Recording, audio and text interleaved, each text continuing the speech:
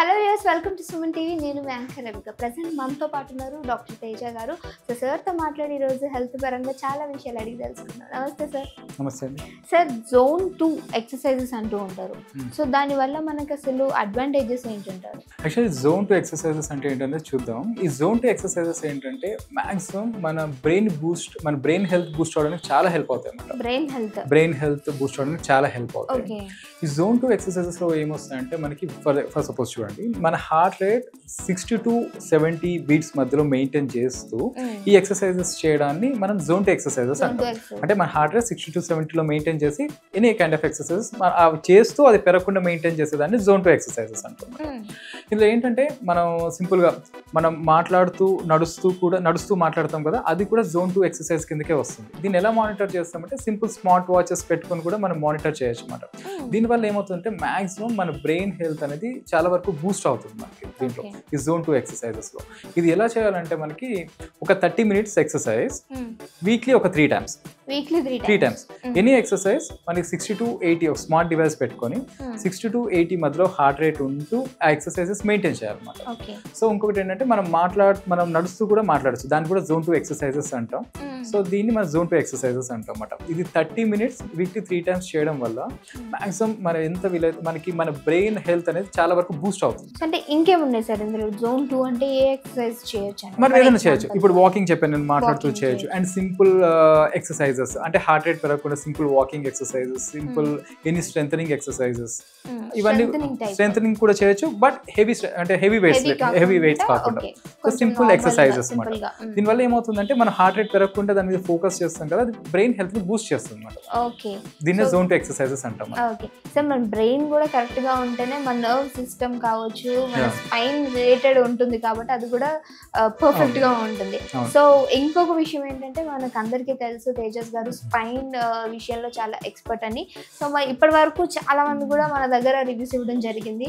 So the original reviews ఇవ్వడం జరిగింది అనమాట. మన దగ్గరకు వచ్చే ప్రతి ఒక్క పేషెంట్ కూడా చాలా హ్యాపీగా ఇక్కడ నుంచి వెళ్ళడం జరిగింది. సో ఈ రోజు సార్ మన దగ్గర ఏమైనా ఈ ప్రాబ్లమ్ తోటి లైవ్ లో ఎవరైనా ఉన్నారా పర్సన్? ఇప్పుడు మీకు చూపించబోయే కేసు ఇదేనండి. Even neck and back pain, multiple disc bulges, disc herniations అంటాం. సో ఇదే ప్రాబ్లంతో మన దగ్గరకు వచ్చారు. అదే పేషెంట్ ని మీకు ఇప్పుడు ఇంట్రొడ్యూస్ చేస్తాను, ఒకసారి మాట్లాడచ్చు. హాయ్ అండి, మీ పేరు? నా పేరు అర్జున్ మేడం. అర్జున్ గారు ఎక్కడి నుంచి వచ్చారు? విజయవాడ నుంచి వచ్చాను మేడం. అంత దూరం నుంచి ఇక్కడికి రావడానికి కారణం అంటే మీ వెనకాల మీ పెయిన్ బ్యాక్గ్రౌండ్ ఏంటి చెప్పండి ఫస్ట్ నాకు. అంటే నాకు ఒక 2 years బ్యాక్ నుంచి ఉంది మేడం పెయిన్. 2 years బ్యాక్ నుంచి నేను మార్కెటింగ్ చేస్తూ ఉంటాను. బైక్ డ్రైవ్ చేయాలి హెల్మెట్ పెట్టుకొని. నాకు బ్యాక్ పెయిన్, నెక్ పెయిన్ బాగా వచ్చేది. నెక్ పెయిన్ నేను లైట్ తీసుకున్నాను, నార్మల్గా వస్తుంది కదా ఈ వయసులో అన్నట్టు లైట్ తీసుకున్నాను. తర్వాత హెడ్ ఏక్ రావటం, బ్యాక్ సైడ్ నుంచి ఫ్రంట్ ఇదంతా అసలు బాగా విపరీతంగా వచ్చేసేది పెయిన్. కొన్ని రోజులకి మళ్ళీ కళ్ళు మంటలు రావటం, కళ్ళు తిరుగుతున్నట్టు అట్లా జరిగింది. నేను లైట్ తీసుకున్నాను, అంటే ఈ వయసులో కామన్ కదా, తిరుగుతున్నాం కదా ఎండకి కానీ అట్లా వస్తుంది అనుకున్నాను. నెక్స్ట్ ఇది ఇక్కడ ఈ నరం మొత్తం ఈ చెయ్యి అంతా కూడా బరువు అయిపోయి బండి ఇట్లా డ్రైవ్ చేస్తుంటే నాకు బాగా పెయిన్ వచ్చేసేది. ఇంకా డ్రైవింగ్ కూడా నేను ఆపేసాను, ఫుల్ రెస్ట్కి వెళ్ళిపోయాను, రెస్ట్ తీసేసుకున్నాను.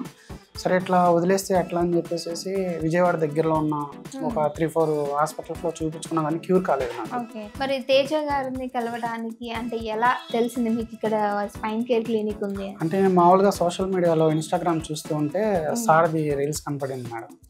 సరే నేను ఎలాగో ఒక 4 చూశాను. హైదరాబాద్ కూడా వెళ్ళి తేజ గారిది కూడా ఒకసారి కలుద్దాము, ఎలా ఉంటుందో చూద్దామని చెప్పేసి వచ్చాను. ఇక్కడికి వచ్చాక అయితే నాకు ఒక 7 to 8 days ట్రీట్మెంట్ చేశారు. సో మీకు ట్రీట్మెంట్ తర్వాత ఎలా ఉందంటే పెయిన్? ట్రీట్మెంట్ తర్వాత అయితే నెక్ పెయిన్ అయితే 100% క్యూర్ అయింది మేడం. నెక్ పెయిన్ కానీ, హెడ్ ఏక్ కానీ, ఈ కళ్ళు తిరగటం అసలు పూర్తిగా క్లియర్ అయింది. హ్యాండ్ పెయిన్ అయితే ఇంకా 10% ఉంది. సార్ని అడిగాను ఇంకా ఎన్ని రోజులు పడుతుంది సార్ అంటే 2 sittings ఉన్నాయన్నారు. ఆ 2 sittings లో కూడా నాకు పూర్తి అయిపోతుంది అన్న నమ్మకం అయితే సార్ నాకు ఇచ్చారు. Thank you sir. So sir 2 sittings అని చెప్పారు. సో లైవ్ లో మనకి దీనికి ఎలా అయితే చేస్తారు ట్రీట్మెంట్ అనేది చూపిస్తారా?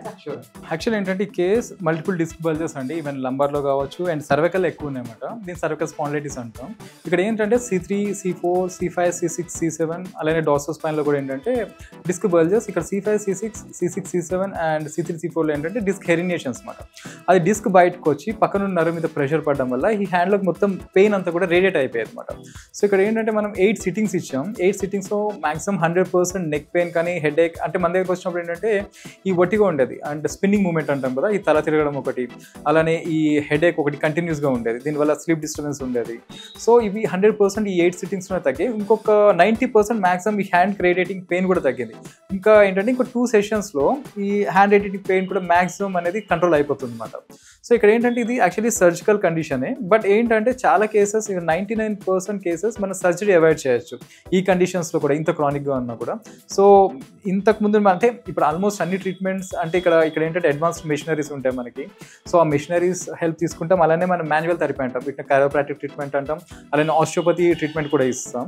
సో ఇక్కడ ఏంటంటే మీకు కొన్ని కైరోప్రాటిక్ మ్యానిపులేషన్స్ ఎలా ఉంటాయి మన మాన్యువల్ థెరపీ అనేది చేసి చూపిస్తాం మీకు ఒక ఐడియా కోసం. ఓకేనండి, ఫ్రీగా ఓకేనా, ఫ్రీగా వదిలేసాను, ఫ్రీగా వదిలేసాను, ఏం కాదు.